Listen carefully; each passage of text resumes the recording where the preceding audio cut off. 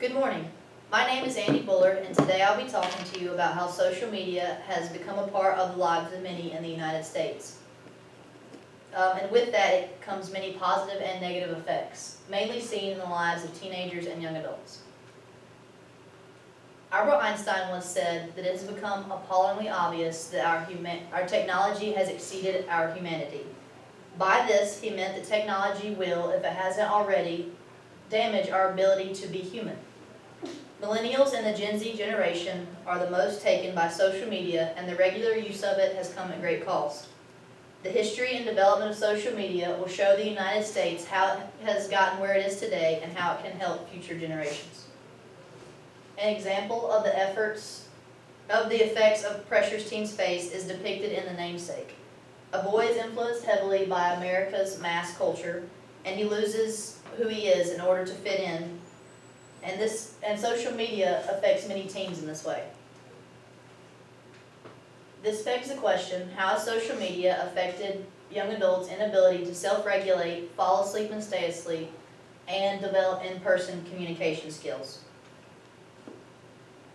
Media platforms have taken over the thoughts of young Americans, and the repercussions will be extreme.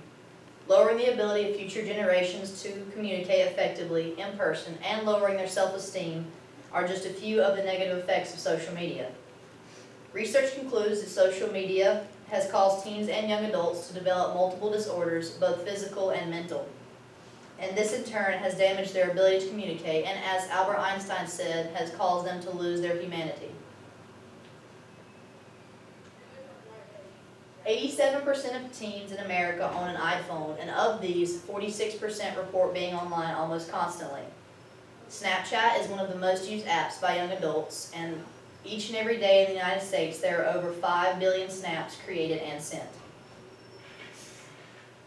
Research has shown that the overuse of social media leads to the lack of self-control and lower ability to self-regulate. By definition, self-regulation is one's ability to monitor progress towards a certain goal and being able to check outcomes and redirect unsuccessful attempts. 57% of teens agree that social media distracts them from things like homework and their ability to focus on those around them. Another startling number is that 24% of teens in the United States in the last month have reported being bullied online. This harms teens' confidence and causes a feeling of loneliness. 43% of teens report feeling bad about themselves due to lack of likes and comments on their post. This changes behavior because teens feel they need to change who they are and what they do in order to be liked online. Another issue comes from teens checking social media, sending text messages, and looking at the news before bed. This is shown to cause negative effects on teens' ability to sleep due to the stimulating effects of light from bright screens. Creating awareness and parents and caregivers to these young adults will help greatly to put a damper on the development of these disorders. By sharing relevant social media posts and using addiction treatment related hashtags, this can help raise awareness.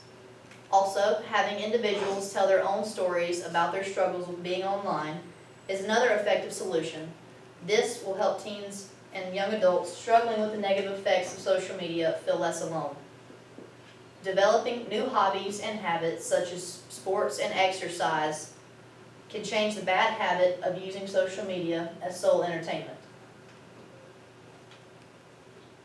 All of these solutions can increase positivity and confidence in teens by giving them an outlet other than social media.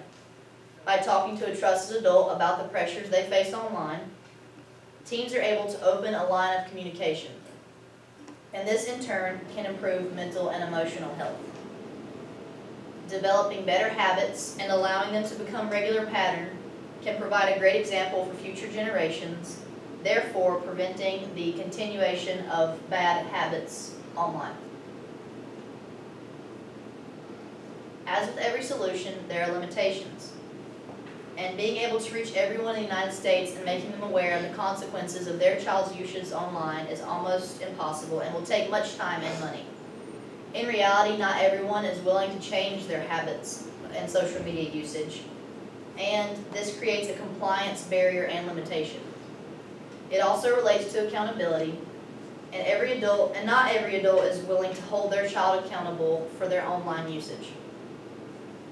The final limitation is understanding that social media comes with both positives and negatives. Many parents and young adults are not willing to admit they have a problem, therefore denying that social media has its downfalls. As you can see on this chart, this is an average of the time spent on social media in one person's lifetime. 8 months are spent on Instagram, 18 days for Twitter, 1 year 10 months for YouTube, 1 year 7 months for Facebook, and 1 year 2 months for Snapchat. This chart is not completely up to date, and many say that the time average has actually increased.